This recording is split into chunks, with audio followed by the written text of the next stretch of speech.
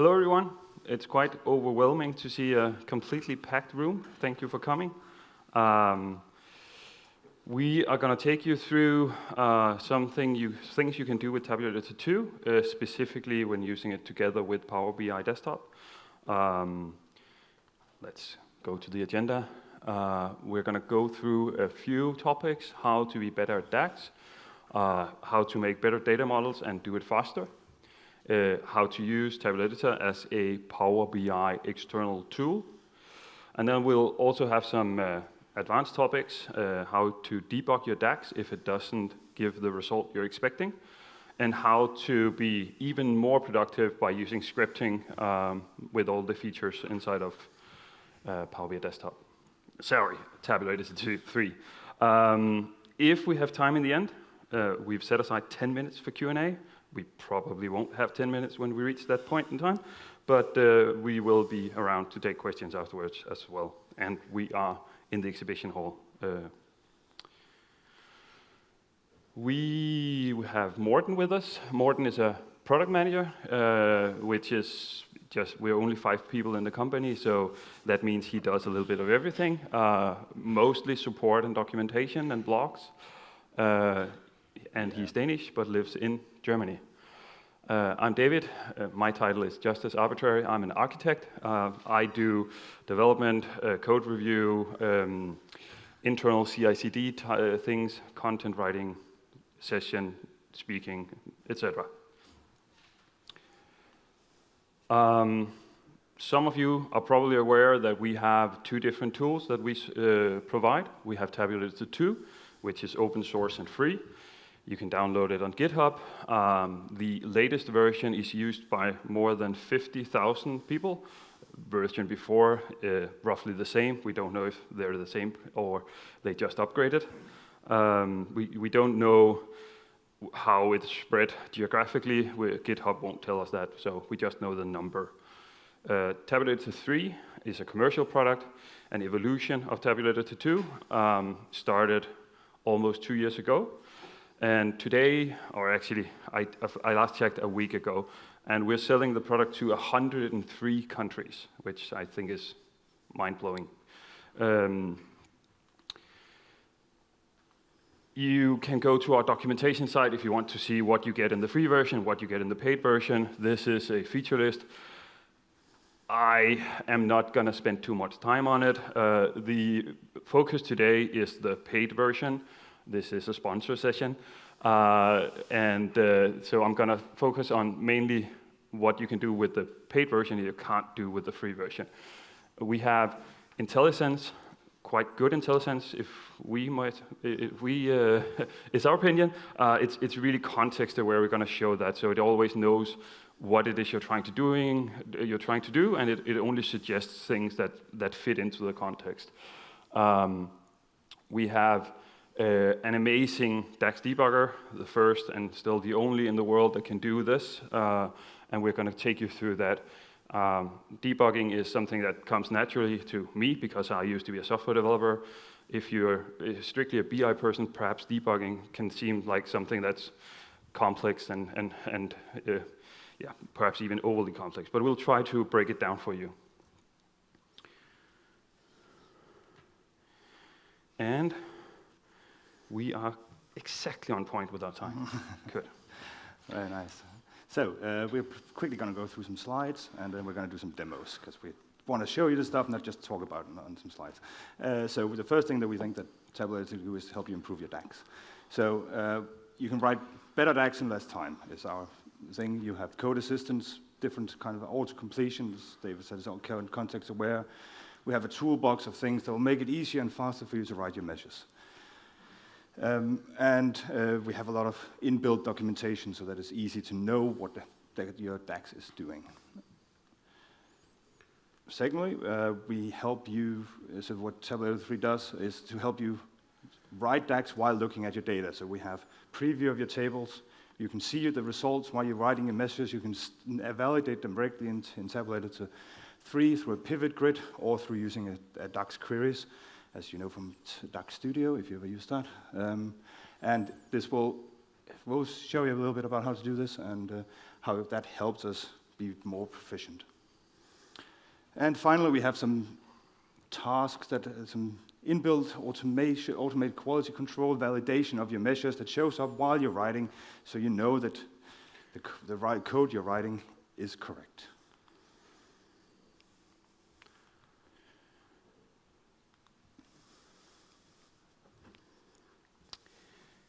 Yeah. A major productivity feature is the ability to do multitasking, to do changes to more than one object at a time. In Visual Studio and in Power BI Desktop, you're limited to changing properties on one object. You can select many objects inside of Tabular Editor, and all of the properties that they share, you can edit at once. For instance, format strings, display folders, etc. And you can even also do batch renaming and stuff like that on many objects at the same time. We have an inbuilt best practice analyzer, which runs all the time in the background, analyzing your model against a certain set of rules. And those rules, you can download them from our documentation. You can download them from the Power BI Customer Advisory team. There's a lot of excellent people sharing with the community best practice rules, which is in essence just a JSON file with some language integrated queries. It will highlight things that you should optimize within your model. For some of the issues, it can even fix them for you, which we're going to show a little bit later. It should save you time, the benefits, and also improve your model quality, because it will catch things that you can oversee if you're working on a model, even if you work on it every day. Sometimes you oversee things, and this will just help you keep the quality at its best. We have integration with Vertifact Analyzer, a amazing open source tool. We're not going to demo that today because we're not doing anything that you can't do with Vertifact Analyzer. We're just surfacing it inside of the tool, so you don't need to have two tools and switch between them. And now we are going to go to the first demo. So, as we said, today we're going to looking at what Tabular and Power BI can do together. So we're going to start out in Power BI, and we have a report here. It looks lovely, and we're great at visualizations, as you can tell. But we have a new requirement coming in from our stakeholder who says that this order lines yesterday up here is fine. He wants to see it, but he actually wants to see it compared to the daily average for the last 4 weeks. So we want to write a measure and see how we can do that and integrate that into our report. I'm going to switch over to Tabular Editor. So Tabular Editor 3 has the ability, or the properties that we are going to use here, and we're going to start by looking a little bit at our order line. So we're going to prop up a pivot grid and go and say, let's put the order lines, so we get an idea of how our order lines work in our measure. We're going to use that, and we're going to look at it through our date dimension, looking at some months and some calendar year months, and put those in some rows. So we have here an ability to see your measures, look at the data, don't have to go back to Power BI Desktop, you can do it all within the tool while you're working on your measures. So that gives us an idea about what is happening every month. We can then start using this. We can drag it out, and we can pop it up here. So we always can see it while we're writing our expression. And we're going to start and write the measure that the stakeholder has required. I'm going to use a bit of shortcut, so Alt-1 gives us a new measure. We're going to call it order lines.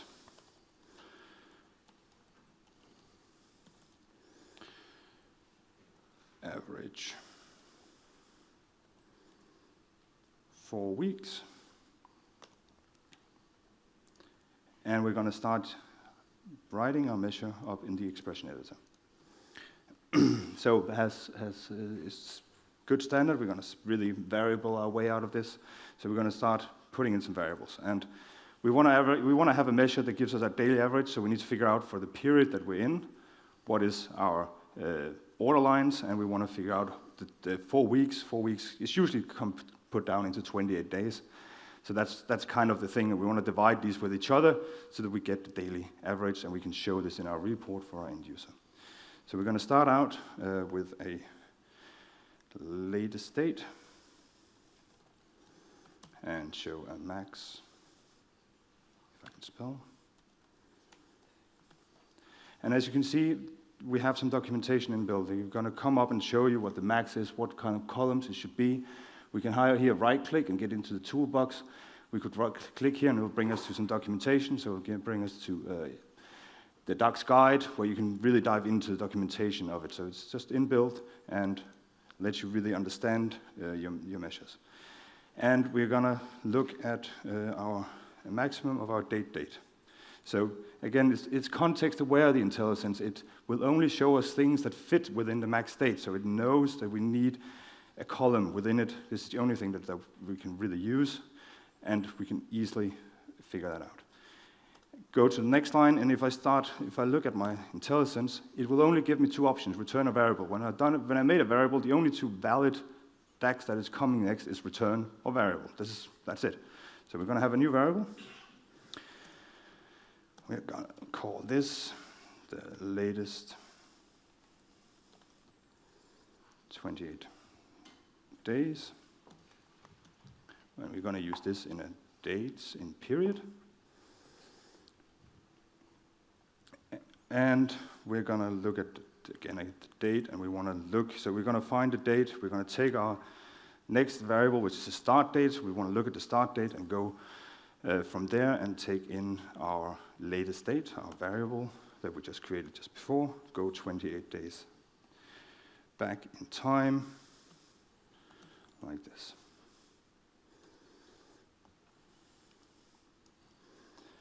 And we are going to continue working on our measures, and we're going to get the number of days, so that what we want to end up dividing with, and we're going to do a count rows of the... Perhaps in the interest of time, we should jump a bit forward. Paste the rest of the So I have a pre-cooked measure here. We're going to bring that up, bring it over, and bring it in. So let's say we have all these kind of things. If we want to change the result variable to something else, we don't want to have to underline. We can easily do that with some shortcuts. Control-R lets us refactor our table. And I think it looks pretty good right now. And I can just save that back to error, end of input reached. There we go. So there was as you saw down here, we had an error message when we popped it in, and so if we do error messages, or if we make changes, we will get down here in the button and notice that tells us what is going to happen, that there's a syntax error in there. And when I finish my measure, I'm going to pop it in. I'm going to go back to my report. I'm going to put it in, and I'm going to say I want to have a KPI measure. Bring that in. And I want to have my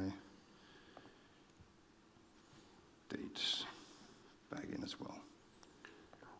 There we go. I think that looks awesome, and I think I'm done now, David. All right. Morten is a little bit of a sloppy developer. I'm really a neat freak, so I'm not completely satisfied. Let's go back in here. I want the measure.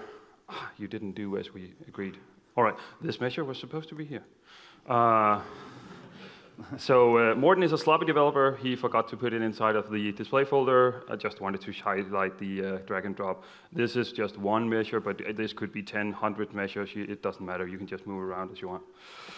And also, Morten, he did not put in a format string, which, while using it as a KB, is probably not an issue. But if you drag it over here, you can see that it's quite mess. Why isn't that? Right click. Right click. No. Add to pivot grid. That's just me. So this looks terrible. So I'm just going to go in here and say I want this as a whole number. I'm going to click Save, and immediately you have the change. You can evaluate how the measure looks for your end users inside of the same tool. But now that I'm in here, I notice down here, oh my God, he really is a sloppy developer. There's 800 best practice rules that's violated in this model. So let's go and look at that. So I'm going to open up the best practice analyzer here. You can see it's split between the different rules, and you can see how many instances we have of rule violations. I'm going to only focus on a few of them for now, just in the interest of time. So if we do the don't summarize numeric columns. So this is because this is a column. It has a numeric data type, and it's set to summarize by sum, which you shouldn't do. You should, if you want to have it as a measure, you should create a measure. So numeric columns should be set to none, which means that it, as soon as I hit save, it is not disappearing. All right, that's weird. Let's just go. Okay, so one thing I wanted to show in here as well. This is one of the rules that has a fixed script. So if you go in here and you see that there are violations of this, I can right-click to this one, and I can generate a fixed script. So that will actually generate a C# script for me, which is then and this is actually a very easy way to also see the syntax for how you would create that C# script. So we will do model.tablesDate columns, and then the column name as calculated table column, and then we want to set the property summarize by to aggregation function none. So I can just run this, and it works, and it should disappear over here, hopefully, yeah. But since this is one of the rules that allow me to autofix, I can also just highlight all of them, and I can just apply fix it for me. I don't want to see the script, I just want it to be fixed. The rule definitions are available here. We have taken the rule set that we have published in our documentation. And if you want to edit the rules yourself, you can just go in here, you can edit. You can see the language integrated query here, that is the rule expression. So what is it looking for? If this is evaluated to true, then it will show up as a rule violation. And there's also all sorts of metadata. Currently, we don't have UI for creating the fixed scripts. So the UI will only allow you to create the rule. If you want to apply a fixed script, you will need to edit the JSON file manually for now. But in the beginning, if you start experimenting creating your own rules, you probably won't be applying fixed scripts. You just want to highlight things. But a lot of the things that are available online do have fixed scripts if it's something that's possible to fix for you. So sometimes rules are too, what's the term? Generelle. General. And sometimes you have things that you disagree with in this specific case. So here we have a rule that says names of columns in relationships should be the same in both ends. So you link, so yeah, you can see here, Morten has actually linked, you can't see that because of the pop-up, a month column with a date column. This is not just a rule naming issue. This could actually be a real issue with your data model. So that's probably good that he will look at that tomorrow or something like that. But if I look at this one, region territory links to territory, that's probably fine. That I don't think that is a rule violation. So I can just go in here and I can say you should ignore this object for this rule because I have validated that it's okay. And then it won't show up anymore. What we do behind the scenes is we save that as an annotation on that specific object, so we know that it's okay that it violates that rule. All right, I am gonna save, and that should end up with us having a nicer Power BI desktop. But Morten, now that I'm in here, What? I think you made a mistake.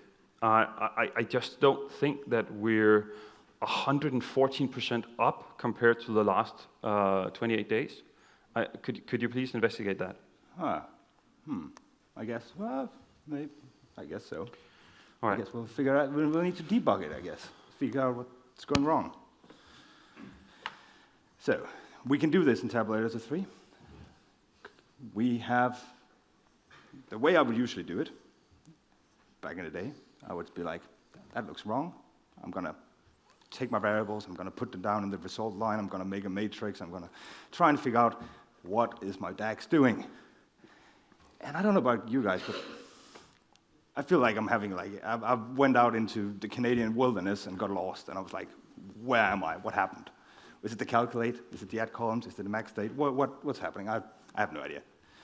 So that's why we have built this DAX debugger. A DAX debugger will allow you to see your DAX query, all its dependencies. It's like having a map. You'll be able to, with what's called both the DAX query and the call tree will allow you to navigate through your DAX code. So what does each step do while you're going through it? It's like having a map. So we're only out in the wilderness, you want a map. You want to be able to see what's happening. We have landmarks. These are called locals. Landmarks, as you see in the distance, there's a mountain, there's a forest. Okay, that's a big forest, but these will help you understand when you're going through your query what is happening.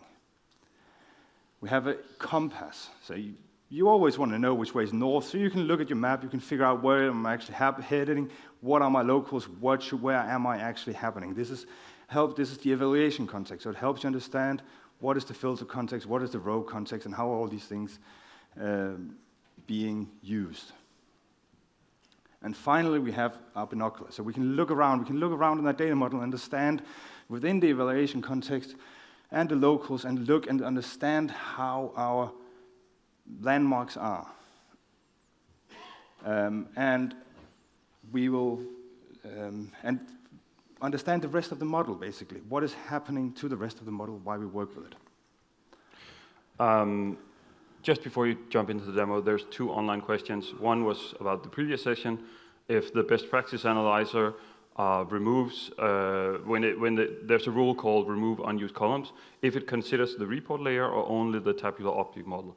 The answer is it does not look at the report layer because that is not accessible by external tools. So we can only see the data model as an external tool currently, so we can't really take that into consideration. Next question is, does the best practice analyzer work with analysis services model or SQL Server analysis services model? Definitely. Any Vertipack model, you can use the best practice analyzer on top of. Goes back to this last session, but we're going to do a little demo now of the debugger. So we can actually see the concepts are fine. We're understanding we are out in the Canadian wilderness and we're trying to get our bearings. So we're going to switch over back to our little Tabular Editor, and we see I've put up a pivot grid of our order lines for the last 4 weeks, and we do see there seems to be an issue. So they are generally lying somewhere around 10,000, but the last month this just drops off a cliff. It's half. Why is that? Well, I can right-click here and I can go debug this value, and this opens up a debugger for me. So this is what we just had before. We have on top our measure here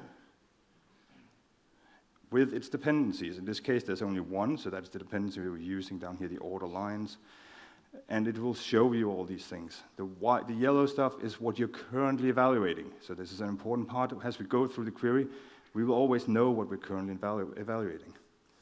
The call tree is our mini-map. So this allows us to see every individual part of our query and also step into it if we want to do that.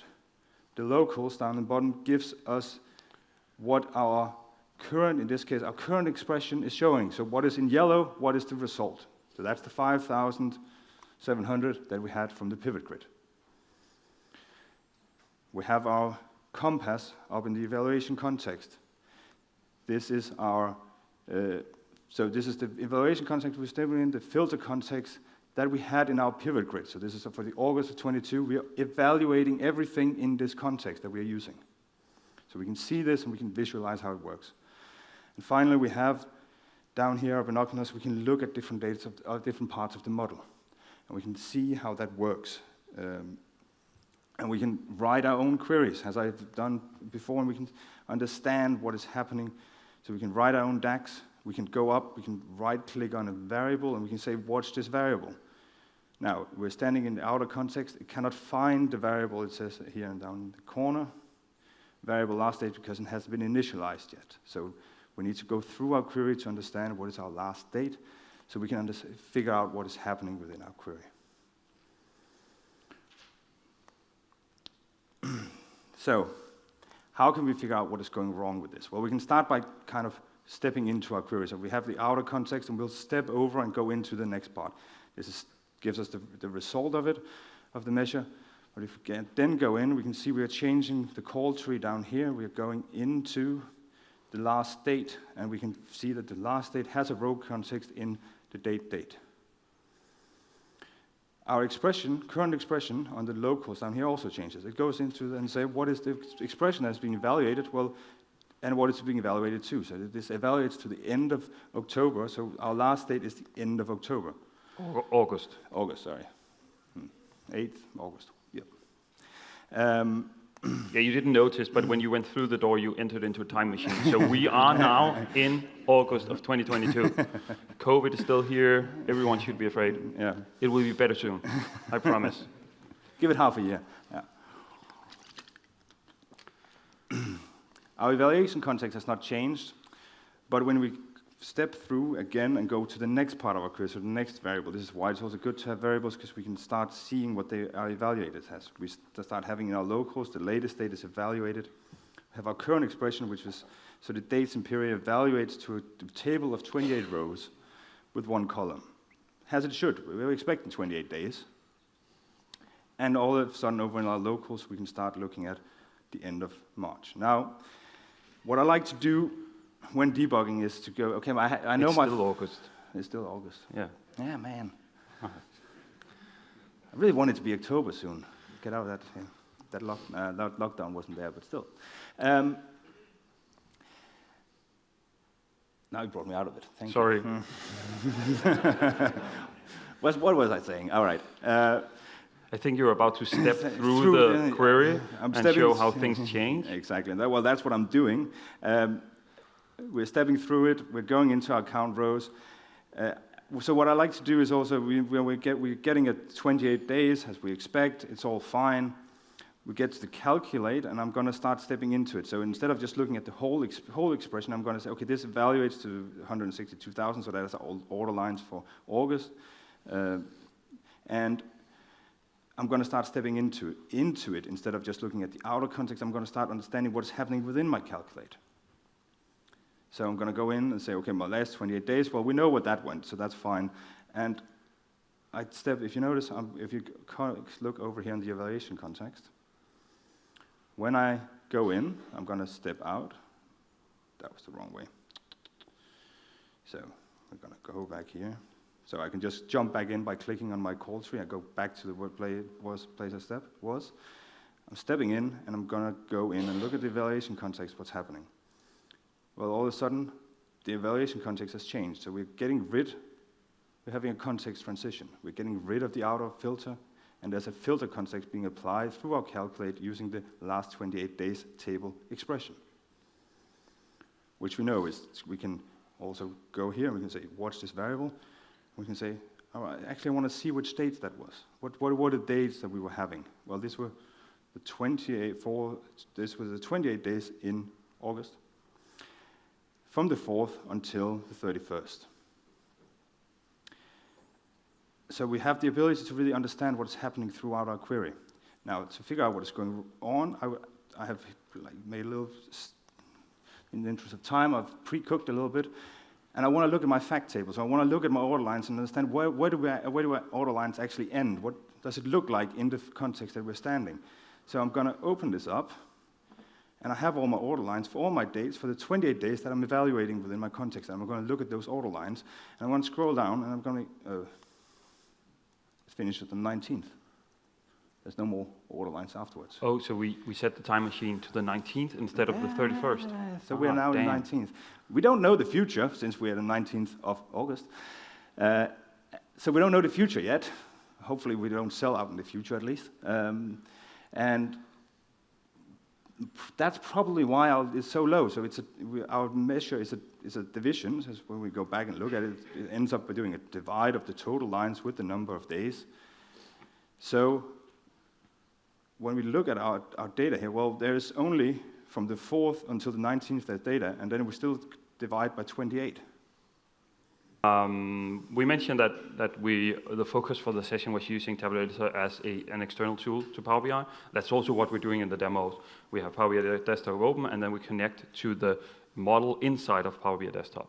You can also use it on SQL Server Analysis Services, Azure Analysis Services. You can use it offline on model.bim files or on our own proprietary format, save to folder, which is in essence a serialization of the model. But focusing on using Tabular Editor as a Power BI external tool, you should be aware that you can have Power BI Desktop models that doesn't contain any data. That's just working on top of a remote data source. That could be a Power BI dataset, could be an Azure Analysis Services model. You can't use Tabular Editor on top of that. You need to connect to the model, the PBIX that contains the data. So if you have this connected live to something, you can't use Tabular Editor, or you can't use any external tool. It's not just Tabular Editor on top of it. It needs to be the model that contains the data. There are some limitations in what you can do when you're using an external tool on top of Power BI Desktop. It's not limitations with Tabular Editor, it's limitations with Power BI Desktop.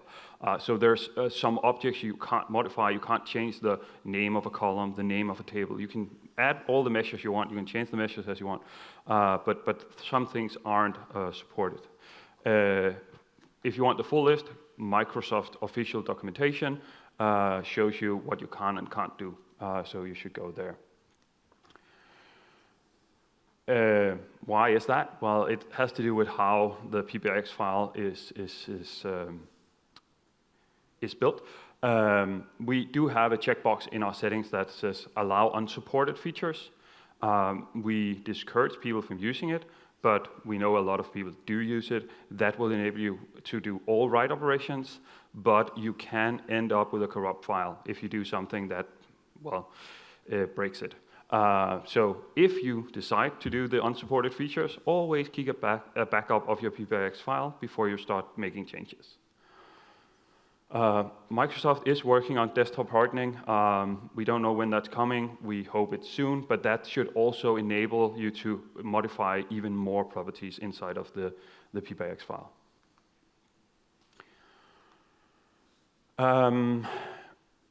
What you can also do using Tabular Editor as an external tool on top of Power BI Desktop, you can do, Microsoft has support for these features. They just don't have a UI for you to create them. So you can create calculation groups inside of a PBIX file, but you have to use an external tool to do it. Tabular Editor, of course, is an excellent choice. You can also create translations inside of Power BI Desktop. You just don't have UI for it. Use Tabular Editor. And then object level security, you can also do that with our tool. You can't do it inside of Power BI Desktop. If you decide to go down that route, Kurt on the front row has written some amazing documentation for us. If you decide to start mixing row level security with object level security, spend some time reading this excellent article, and you will save yourself a lot of time, because there are a lot of scenarios that isn't working. So this will help you. Next topic, we don't have a demo for all of that, but next topic is about scripting. So everything we've done so far, we can script. Let me just. you can write C# scripts. You can also, if you have the paid version, you can even record it. So you can open a C# script and say, I want to record what I'm doing. Then you can use the UI to do the things that if you always create a measure table or you always do stuff, you can just do it in the UI. If you're not that good with C#, it will record it as a script for you, and you can use that script afterwards with other models. I can, when I save this, let's click here. You can see it all. It auto detects that I'm running on the selected measures. So it says, well, this is probably a good idea to enable for measures. I can also, if I want, click some of the others. But for this specific example, that doesn't make sense. So I'm just going to stick with that. I already saved it. So now I can right-click my measures. This doesn't have a format string. This doesn't have a format string. Right-click, go to formatting, format numeric measures. And now they both have format strings here. They are double, and they don't have quantity or hashtag, so it's a decimal point. Let's go to the script library just to show what types of things you can find here. There's beginner scripts, there's advanced scripts. I have one here. Create a sum measure from column. That's something that you do when you start with a new model. It's something you do a lot. So I already copied this, and I created my my macro. It's called modeling, create sum measure and hide column. So if I go down here, I have some columns here. These should be exposed as measures, and I don't want people to see the column.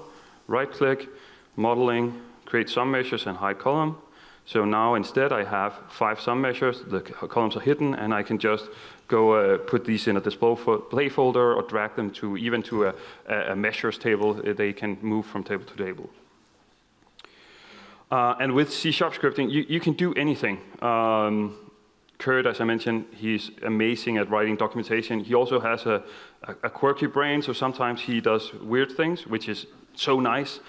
So if you go to his blog, he actually created Snake inside of Tabular Editor. So, so you can do anything you can do in C# scripts. So the sky's the limit. But if we, damn it. If we take that and put it in a more productive context, Darren Goswell recently published a blog article on how to use ChatGPT, not to generate DAX because it's still not that good at it, but it understands DAX really good. So it can take the DAX statement and it can create descriptions for you. So if we go to Morten's measure, he created just before, let's see, lines, this one. It doesn't have a description. But I already saved a macro. You will need to go yourself to Darren's blog and read it. You have to create an API key, which is free, and then you're good to go. So I go to AI, create measure definition with ChatGPT. And it's going to go through this one. And now it says, this calculation is finding the average number of order lines over the past 28 days. And you also have the DAX itself. And how is that useful? Let me show you. I'm going to click Save. I'm going to go back into Power BI Desktop. And now I have documentation for my end users. Now they can see what, I don't understand DAX. What does this measure do? The name isn't that descriptive. And then you have it directly in the front-end tool for your end users. That's pretty cool. Yeah. That's pretty cool. I think so. So, that was all we had time for. Your feedback is really valuable. I do think there's also prizes if you submit feedbacks. There's a QR code, there's a link. We would love to have your feedback on our session. And we have 4 more minutes for questions while there's video and audio and all that stuff. And we'll stick around for questions for approximately 10 minutes after. And then we need to run because Matthias Tierbach is giving a session in Expo 1 down in the Expo Hall, which if you work professionally with Power BI or Power BI, sorry, you don't want to miss it. It's going to be a packed room, I think, so you need to go soon. We're going there, and then afterwards you can find us at our booth at the exhibition hall. We'll be happy to take any questions. So any questions in the room? Things we haven't covered or online? Yeah, question here? The last thing you showed was the chat GPT and the macro. Yeah. There was a guy who had a blog. Sorry? You mentioned there was a guy with a blog. Darren Gospel. So the question is, who wrote the C# script that we showed, Yeah. or that for the ChatGPT? And Yeah. his name is Darren Gospel. He's also the creator of DAX Studio. Main developer on DAX Studio. Amazing guy. Amazing content. Amazing tools. Any more questions? Yeah, there's one down there. If you change the DAX,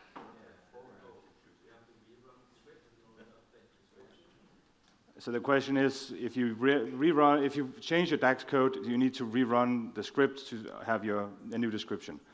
The answer is yes. You Yeah. would have to. yeah. But one thing, if you really like, for instance, the ChatGPT example, instead of running on selected, you can just, it's actually also enabled on the model. So you can right-click the model, say, I want to update all my descriptions. It will run through every measure in your model, add descriptions using AI, and then afterwards you should probably review them. But a lot of the work is done for you, and that goes for all the macros. You can run on the selected, something, measures, columns, whatever, or you can run on all the measures. Yeah. We have 2 minutes left. I think we have time for one or two questions. What can I say to a large organization in regards of the confidence to allow the packaging of Tabular Editor free and making it available for the organization in terms of the support going forward and in terms also of the security of the tool? So what can you do in a large organization to have TE3 enabled as a tool you can use in regards to support and security? Well, support is documented quite well on our website. We have 3 editions. We have desktop, business, and enterprise. For the first 2, you have community support, meaning you will need to go to GitHub, you will raise an issue, we are going to help you with best effort. And if it is a critical bug, we like to fix them really, really quick, but it is best effort. If you have Enterprise Edition, you have dedicated support, and you can write to our support at tabulareditor.com, and you will be given a ticket, and you can, and we'll fix it as soon as we can. We typically divide tickets into something that's critical with a workaround, and then other stuff. If there's a workaround, we'll probably fix it at time in the next release. If it's critical and there's no workaround, we'll do an emergency release as soon as we fix it.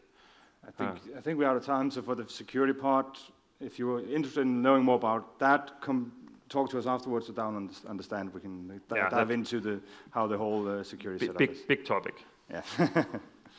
All right. All right. Thank you everyone for attending. Thank you.